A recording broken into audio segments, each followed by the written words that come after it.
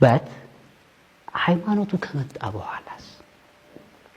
አሁን በእስልምናም በክርስትናም ስለ እስልምናና ስለ ክርስትና ብዙ ጊዜ እኩል ማውራው በእስልምና በዓለም ቢሆን ያው ኢትዮጵያዊ ተጋብቶም ተዋልዶም አብሮ ስለሚኖር ምንም ማድረግ አትችልም ስለ ሁለቱም የማውራት ውስም ሊሆን ይችላል እንትን የሚለኝ በት ሁለቱም ሪሊጅን ላይ የመጀመሪያዎቹ 300 ዓመታት ጎልደን ፒሪየድስ ናቸው በእስልምና ትልቅ የሚባለውን ኢምፓየር መስራት የቻሉበት ዶክትሪኖቹ መዘጋጀት የቻሉበት ስለ ሂዩማኒቲ ስለ ተራድኦ ስለ ሌሎች ስለ አጠቃላይ የሰው ልጅ መደጋገፍ ጭምር ብዙ በጎነት የታየበት ደስ የሚል ዘመን በክርስቲያኒቲም ደግሞ ከፍተኛው መስዋዕትነትና ከፍተኛው ሳክሪፊኬሽን ስፔሻሊ ለክርስቲያንስ የከፈሉት በመጀመሪያዎቹ ከቅድመ ኒቂያ እስከ መጀመሪያው ጊዜ ባለው ወቅት ነው እነዚህ ፔሪዶች ትልልቆቹ ኢቭን ቡክስ ጎልደን ቡክስ የተሰሩባቸው ፔሪዶች እነዛ ፔሪዶች ናቸው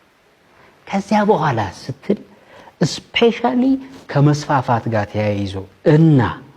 ዕውቀቱ በእኩል ደረጃ ሁሉም ጋር አልደርስ ሲል ከአዳዲስ ባህሎች ጋር ሲገናኝ ከአዳዲስ ልጣኔዎች ጋር መገናኘት ሲጀምሩ አዳዲስ የኢኮኖሚ ፍላጎቶች በብዛት መታየት ጀመሩ የሃይማኖቶች ደግሞ አለመታደል ነው ችግራቸው በመስፋፋት ያምናሉ that's a problem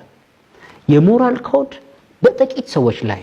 ነው የሚመሰረተው ጂሰስ ክራይስት 12 ዲሳይፕልስ እስኪያገኝ ድረስ ያሳለፈውን ነገር ማሰብ ይቻላል this 12 ዲሳይፕልስ ምን አመጡ ማየት ይቻላል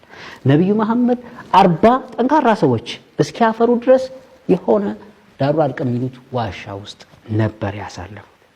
but these few disciples ምን አስከተሉ ስትል ጎልደን የሆነ ሌጋሲ አምጥተዋል የኋላ ግን የሞራል ዲኬይ ውስጥ ገብተዋል ሃይማኖቶቹ ስለዚህ እንኳን አብርሃም እንደከፈለው መስዋዕትነት አይደለም ከኪሱ በጣም ብዙ ብር ኑሮት በጣም አማኝ ሆኖ ምሳሌ መጋበዝ የሚከብደው እንግዲህ ቄስና ሸህ ታገኘውናል አሁን በቅርቡ